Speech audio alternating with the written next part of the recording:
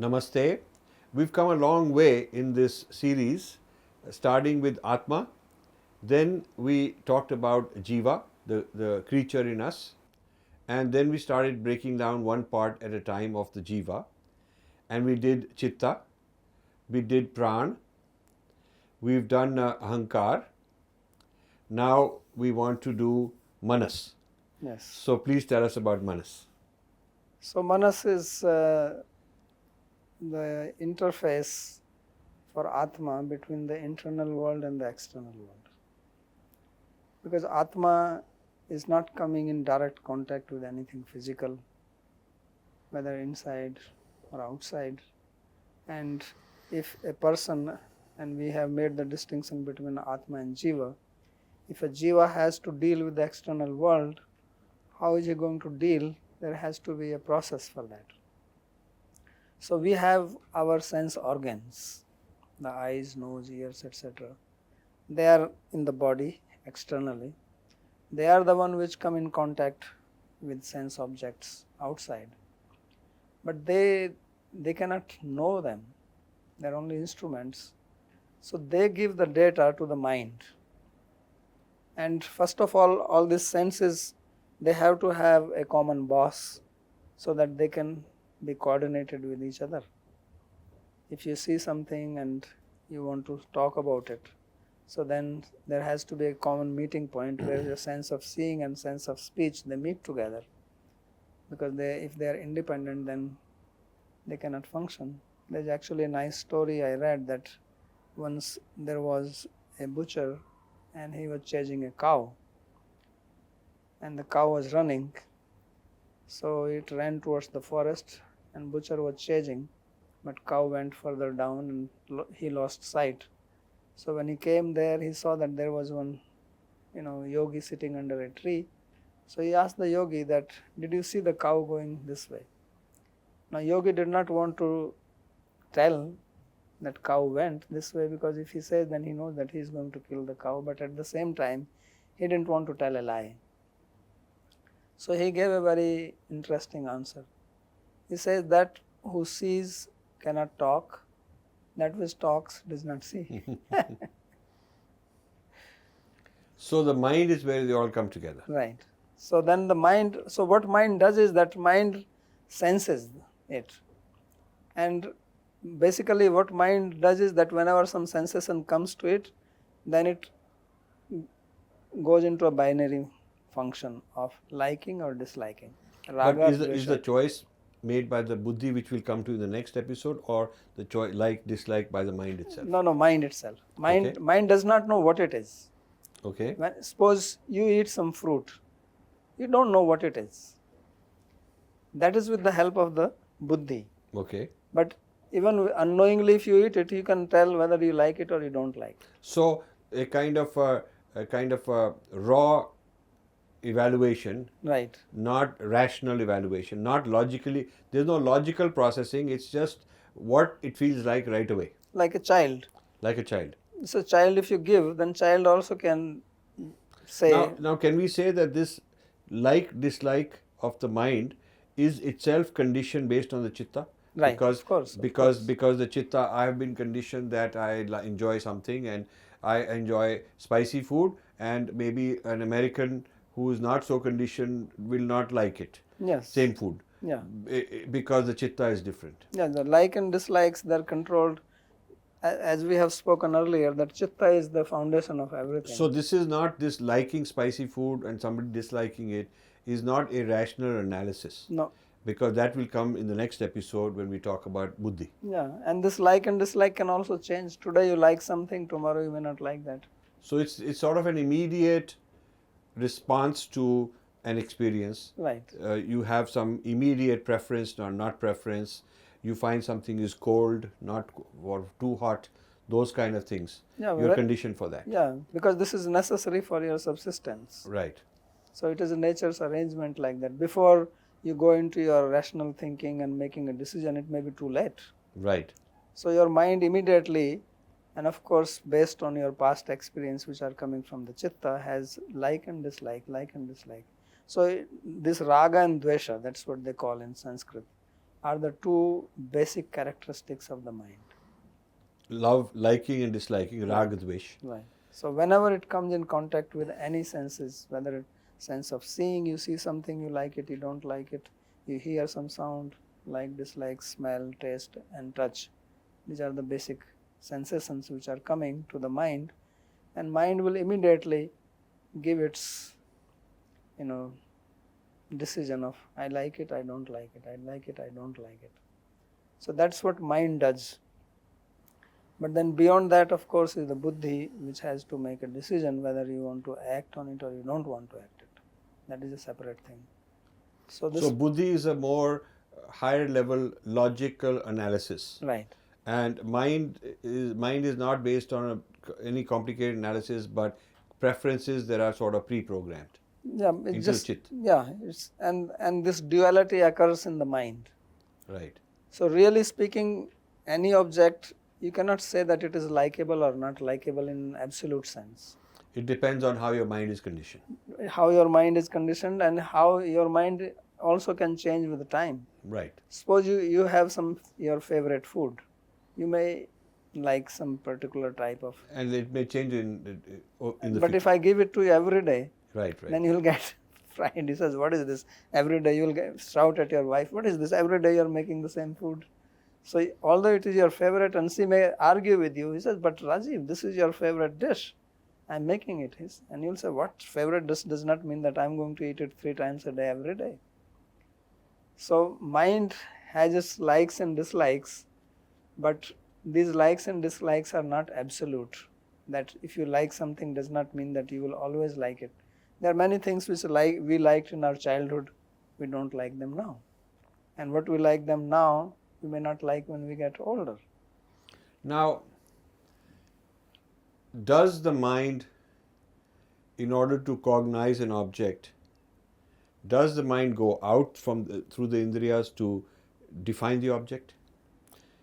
In other words, even before this I like or dislike, even to recognize a shape that's a triangle, this is a bus, because I have a way of interpreting. So that interpretation happens with the help of buddhi. So I use 2 words, then there is a perception and there is a conception. So perception is done through the mind, and conception, what it is, whether it is rectangular or circular or anything, this happens with the help of buddhi. Without the help of buddhi, it is not possible. Therefore, those people who become insane or who are on the heavy influence of drug, what happens for them is that their buddhi is not working properly. Therefore, they are not able to make proper decisions and they may not even have proper cognition of things. So they can lie down in some muddy place, right? Or in some filthy place because they are unable to make decision. So the mind is there, and mind is of course now so much in tamas that it cannot, something which is not likable may become likable to it. That's what we said, that this like and dislike is not absolute. It can change. If your mind is in sattva, and mind changes. So when your mind is in sattva, then you may like something. When your mind is in rajas, then you may not like that and you may like something else. When your mind is in tamas, then your like and dislike also changes accordingly. But this decision making, whatever the object is, whether it is rectangular or circular, this happens with the help of buddhi only. Not mind, just the mind's raw reaction is like and dislike. And then mind does other things that it does with the help of buddhi and ahankara. They are all working in tandem. But the first interface of the senses which happens with the mind, that effect. So some people who are studying perception, the scientists today, are saying that even what I wish to notice when I'm looking, my eye itself, the indriya itself, is choosing I'm going to notice this and not notice that because I have a certain preference. Yes. And somebody else may notice something different. In fact, they're even saying that Asians are cognizing a scene, very complex scene, and they're looking, if you do a test on what was in it, did you see this, then the type of things they will notice will be different than somebody from Europe. So there's also conditioning where, what I find worth noticing is also conditioned in me. Yeah, but that they don't understand that this is happening with the help of chitta and buddhi. Because they have no way to stop buddhi and chitta functioning and just keep the senses and then do the experiment. Although I do agree that senses also have their preferences. And this Krishna says in Bhagavad Gita, Indriyasya indriyasya arthe raga dvesha vyavasthitav. That it is not only that raga and dvesha are in the mind, but they actually percolate to the level of senses. Yeah, also. that is the point I'm making. So that I agree to that. But I don't agree that they are doing experiment and they are coming up with this conclusion. Their experiment does involve buddhi in it and does involve chitta, which has all the conditioning in it. But what I have read, and this will be interesting to do experiment if somebody wants to do an experiment. I read a story that there was a person, he was a nice person and in a high post, and he met an accident and his hand was cut off in the accident. But then they transplanted another hand from another person who had also just died. So now what I read, I'm not sure whether this story is wrong or right, but it makes sense to me that afterwards, whenever this person went somewhere, he got into the habit of picking up things and putting in his pocket. Mm-hmm. And he was very disturbed by that because he didn't want to do that, but the hand will do that. So when he was talking with one psychologist, and he said, well, you should try to find out whose hand was it which was put onto your arm. And then they figured out that this guy was a thief. So, but there is something called biomemory. Right. That there is cell memory, biomemory. So, for example, a tennis player is quick to reflect in a certain way because his muscles already are conditioned. The muscles it is not the intellect telling him move this way, that Exactly. way. It Yeah. is his biomemory. So biomemory has become programmed and it is changeable. So there is a certain the chitta is also decentralized into different parts of the body. Yeah, so that's what I'm saying, that the conditioning which is from the chitta and then to the mind, it can come up to the level of the senses also. Because ultimately this biomemory is coming from the chitta. Yeah. Because this person has practiced for hours and hours. But and we hours. could also say that chitta is located everywhere in the body. The chitta is decentralized. Yes. And the manas is also decentralized. Yeah, manas you see, when we say that manas is around the heart region and all that, it is for explaining it, but manas is not limited to that area. So what they call as biomemory and what we are calling as the memory coming into the cells, ultimately it is related to the chitta. So we are saying that the senses come together with the manas. Manas also drives the karma indriyas, the action. Right. Different. Both the input indriyas and the output indriyas come together to the manas. And the manas has very rudimentary like-dislike, raga-dvesh characteristics.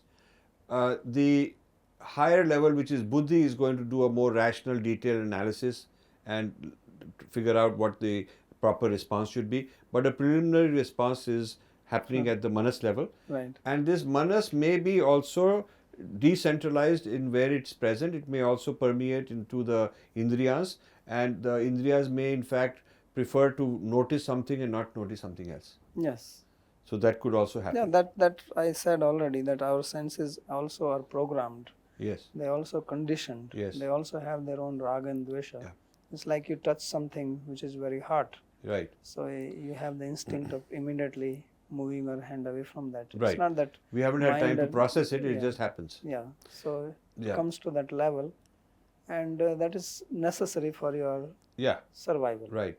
Right. So manas, if we loosely call it mind, we must make sure it's not the Western theory of mind. Right. We're just calling it, but it is not because the theory of mind in the West is very different and it's not even very clear. It's not well established and they keep changing their mind quite often on this. Yeah, and usually they think that brain is the mind. So Well, for us, brain is hardware, but Yeah. the mind, they do say, is kind of the software running it. But what it is. So sometimes they say thought is mind. And it's not connected, that idea of mind is not connected. Like in our case, there's a whole theory. The manas is connected with ahankar, it is connected with chit. Right. It is these are connected with chetana. So all of the whole system, the whole cognitive system of the jiva hangs together. Right. And we cannot just replace any part of it with some Western substitute, because then the rest of it won't work. Yeah, and you cannot study it scientifically because they are interrelated. So how will you study just one independent of the others? That's not possible. Yeah. So, and manas is very important because ultimately all our interactions in the world, they are happening through the mind. So that's why it is said that mind is actually the cause of bondage as well as liberation. Mana eva manushyanam karnam bandha mokshayo. So manas can, but if manas is only doing preferences, then how is it the cause? Because raga and dvesha, Right. and then it will influence your decision making. If your buddhi is not pure, then what mind does is that it overpowers the buddhi to do an action for its raga or dvesha. And then raga and dvesha are going to lead you to karma, good or bad. So the desire of dislike is at the manas level. Right. The rationality of calculating what are the consequences. I do this thing, it feels good, but I'm stealing, it's not good for, That is at the level that of is at the buddhi. manas level. Buddhi level. But so that is at the buddhi level. Yeah. So the manas taking control over the buddhi is a problem. Yes. That is the common problem. Very common problem. That the manas has become too powerful. Yes. It should give in to the buddhi. The buddhi will direct karma more responsibly. Yes.